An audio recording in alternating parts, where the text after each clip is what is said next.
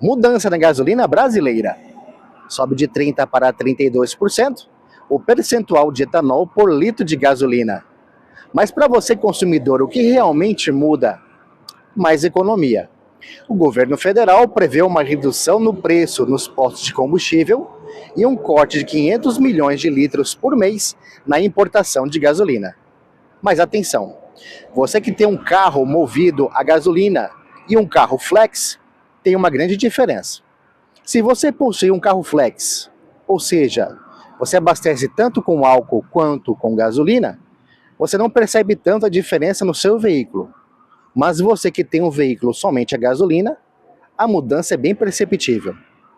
Nós temos de um lado mais economia e também menos dependência de importação do combustível, mas por outro lado, ele tem um maior consumo e também maior desgaste das peças dos veículos.